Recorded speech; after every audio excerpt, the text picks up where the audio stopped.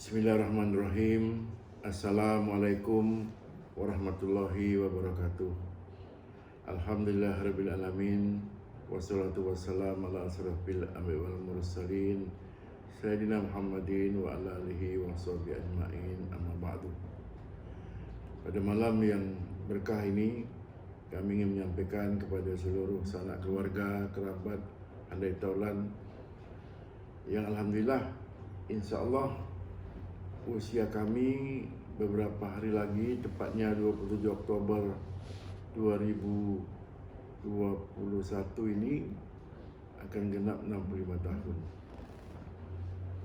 Usia yang menurut Rasulullah SAW, umatku umurnya hanya 60 dan 70 tahun.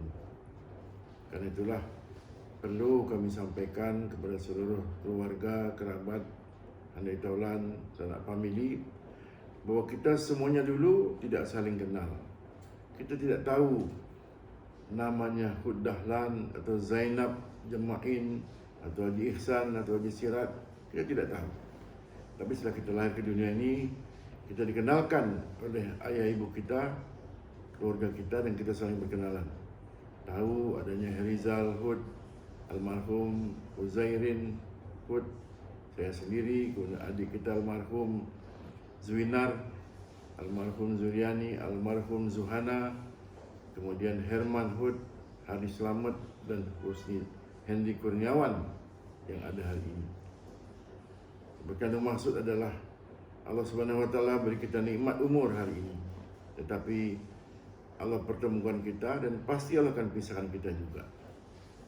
Maka tidak ada lain yang harus kita pikirkan sekarang, bagaimana kita hampir setiap tahun saling beramah mesra, saling bergurau setiap bertemu di hari raya maupun hari-hari pertunangan, pernikahan, pesta, perhelatan, juga bertemu dalam duka sewaktu almarhum ayah dan bunda berpulang ke rahmatullah. Satu hari kita juga akan dipisahkan Allah Subhanahu Wa Taala. Allah pertemukan kita dan Allah pisahkan kita. Karena itu perlu kita semua sama-sama belajar, yakin bahwa Allah Subhanahu Wa Taala telah jadikan alam ini hanya sementara. Kita tak dapat berlama-lama. Tak dapat berlama dengan Habib, dengan Usman Shah, dengan Datin, dan juga dengan kemenakan dan cucu. Karena kita pasti akan tinggalkan. Dan kita akan kekal di akhirat selama-lamanya. Kita mulai dari di alam kubur, kemudian masa berbangkit, kemudian di alam mizan, alam mahsyar, kemudian juga akan melewati titian siratal mustaqim. Sekarang kita menjadi pertanyaan kita, apakah kita dapat melewati titian siratal mustaqim secepat kilat? Karena itulah diulang dan diulang, kita belajarlah bagaimana usahakan kalimat la ilaha illallah Muhammad Rasulullah selalu dalam hati kita, supaya hati kita dapat ucap kalimat la ilaha illallah. Walaupun kita pernah menjadi bupati, mungkin DPRD, DPD, kepala dinas, atau menjadi sebagai macam, semuanya akan tinggal. Dan itulah yang mesti kita pikirkan bersama-sama, upaya untuk menyelamatkan hidup ini. Kebetulan kami Allah Subhanahu Wa Taala pilih menjadi penanggung jawab dakwah tabligh seluruh Indonesia dan Kepulauan Riau. Terpikul amanah beban untuk dapat menyelamatkan umat hari ini. Tapi yang penting tentunya kita harus selamatkan diri kita dulu, keluarga kita, sahabat handai kita, zuriat Jais Ihsan, zuriat Haji Sirat, zuriat Hud Dahlan, Zainab, kemudian zuriat yang lain yang kita telah bertemu di dunia ini. Kita mesti usahakan supaya mereka selamat. Dan itu tidak dengan cara-cara yang mudah, minimal menjaga solat 5 waktu, kerana kita dapat beribadah. Dan kita kekurangan orang-orang alim, kita kekurangan anak kita yang mendapat menjadi hafiz-hafizah. Dan ini mestilah menjadi target kepada kita, kerana mereka lah yang akan dapat menyelamatkan keluarga nantinya. Dan orang-orang yang berusaha dakwah ini, Allah akan berikan kemampuan apabila dia sungguh-sungguh bisa juga menyelamatkan keluarganya. InsyaAllah apapun terjadi satu hari nanti, Kalau mungkin kita telah tahu, kami sendiri pernah menghadapi permasalahan hukum di tahun-tahun 2004, dan sekarang juga di dalam pemeriksaan. Semua itu dalam takdir Allah Subhanahu Wa Taala. Kalau takdir telah menjadi hak kita, tak dapat kita elakkan. Tapi sekarang kita menjadi tugas yang penting, jadi da'i ilallah. Menjadi da'i ini adalah tugas setiap orang, bukan hanya pegawai pemerintah ataupun ulama atau ustaz, tapi setiap orang dakwah mengajak anak-anak mereka.